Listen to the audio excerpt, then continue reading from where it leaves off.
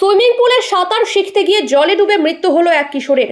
প্রতীক বিশ্বাস, বয়স 8 বছর, ব্যারাকপুর নোনা চন্দন পুকুর অ্যাথলেটিক ক্লাবে 2 বছর ধরে সাঁতার শেখে সে।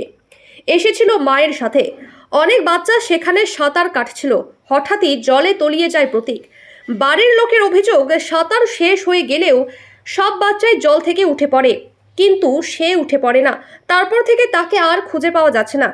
প্রতীকের গার্জিয়ানের অভিযোগ, ট্রেনারের গাফিলতিতে প্রাণ যায় প্রতীকের।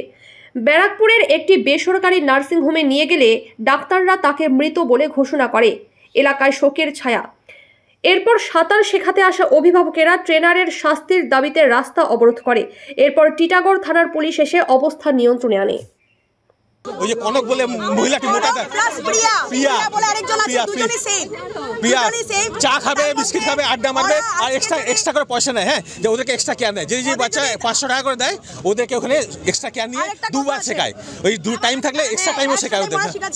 এটা কিন্তু কেউ বললে, আমি তো আমার প্রমাণ নিজে প্রমাণ করে দেবো যে ও এক্সট্রা টাকা নিচ্ছে, ওদেরকে প্রমাণ করা যাবে না। আমাদের বক্তব্য একটাই, যে ট্রেনাররা কি করছে সুইমিং পুলে বসে, ট্রেনারের অভাব আছে। বাচ্চা কি করে ডুবে যায়, ট্রেনারের অভাব আছে। বাচ্চা সাঁতার পারে না মানে এখানে দেওয়া, ট্রেনারের আন্ডারে দেওয়া। একটা বাচ্চা সাঁতার পারে না মানেই তার জন্য ট্রেনারের আন্ডারে দেওয়া হয়েছে, তার সুইমিং এর জন্য। তো একটা বাচ্চা কি করে ডুবে যায়, এতগুলো ট্রেনার থাকতে তারা কি করছে? আর তারা অ্যাক্সিডেন্টের পরে তারা নিজেদের দোষ না দেখে প্যারেন্টসকে কি করে বলছে, রাস্তায় খুঁজুন, বাড়িতে ফোন করুন, পার্কে দেখুন, গার্জিয়ান বলছে, হাসছে, সে তো বাদই দিন।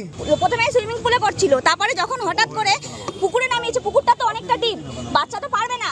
ট্রেনাররা নিজেদের মতন গল্প করেন, গল্প করছে। ওকে যখন ধরা হচ্ছে, স্যার ওকে দেখুন, কোনো রকম কোনো কথা বলতে, আপনার এখান থেকে সরে যান, বাচ্চাটা শিখতে পারবে না। সরে গেলাম। তো একটা বাচ্চাকে যখন ট্রেনার দিয়ে করা হচ্ছে, পয়সা নিচ্ছে, তাহলে এটা আজকে কি করে ঘটনাটা ঘটলো? একটা ছোট বাচ্চা সুইমিং করছে, সুইমিং করতে করতে মা তাকে বলছে 20 মিনিট 25 মিনিট ধরে নাকি ভেসে আছে। তাকে একটুখানি মা জিজ্ঞাসা করছে যে বাচ্চাটাকে তুলুন, আমার ছেলেটাকে তুলুন। বলছে যে আপনার ছেলে এখানে নেই, হয় পার্কে গেছে, নাহলে গার্ডেনে গেছে, না হলে বাড়ি চলে গেছে। ওইটুকুনি বাচ্চা মায়ের সাথে আসে, মায়ের সাথে যায়। কি করে সে বাড়ি যায়? এই তো হসপিটাল থেকে দেখে এলাম নিথর দেহ।